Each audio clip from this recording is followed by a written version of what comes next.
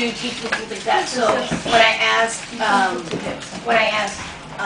Dale, what could I do if he had any project he needed done, he said, yeah, do the portacast, and you guys know how you call us and say, oh, the ICU nurses are the only one who can do it. Well, now we're making it so that you can do it yourself. You know, people that use portacast and with the Huber needle, and this is the needle that we're usually familiar with here, that we see whenever we're looking for one.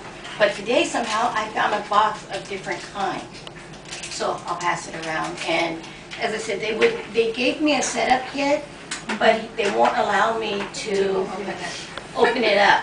So we had to be creative. That's the and make one.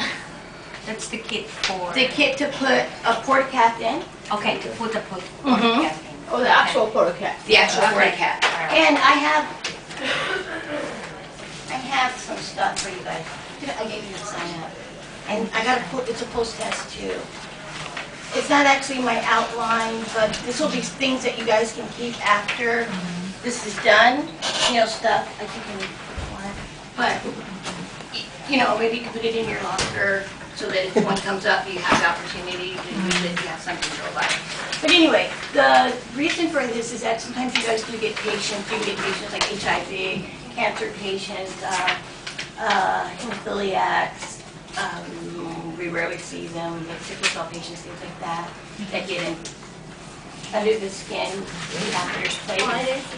And up here, I have a thing that shows how it goes in. But anyway, it usually goes up underneath the clavicle, and there's a needle. They go to surgery, and it can be done like same day outpatient surgery. But they actually put them out, and they make a little opening in the skin, and somehow they wire it through or hook up to a bigger vein, like the subclavian, and you can use it as an IV. A good thing with that, it can stay in for a long time. It's under the skin, so the possibility for infection is a lot less.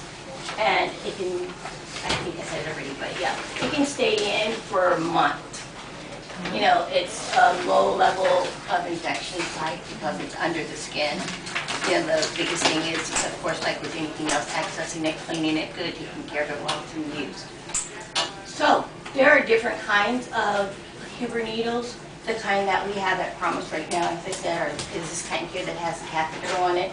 And this one looks like we probably have to get like an IV access, like the wide one that we use sometimes, something like that, and hook onto here and get in there. Sometimes people have IV infusions that go over time, so it stays in all the time. These can stay in up to 7 days, and some places have 3 weeks. We don't have a protocol yet. We don't have anything on it yet. So still kind of working with Dale as to how he wants to do it. But it can stay in up to 7 days without changing it out. And then after that, they suggest that you take it out, clean the site good, and get a new needle when you start a new Stephanie, can you come to the nurses station for Dr. Schaefer? Stephanie, to the nurses station for Dr. Schaefer. One of the good things about Huber needles are they're specially made with an opening, and it's got a real fine tip at the end, so it's less painful. Sometimes they advise, or like for kids or really sensitive people, you can put like a topical sedative over it, so it's not numbing, so it's not as painful. Yeah. But they say that the more that you access the port, the more people become desensitized to it, and you don't have to worry about it in the beginning. The thought of just punching a needle. Yeah, and like putting IVs in, it's just kind of different, putting a needle through somebody, but literally feeling, you know, like, okay, I want to punch this hole, knowing where to go. That's the main thing with it. These needles, of course,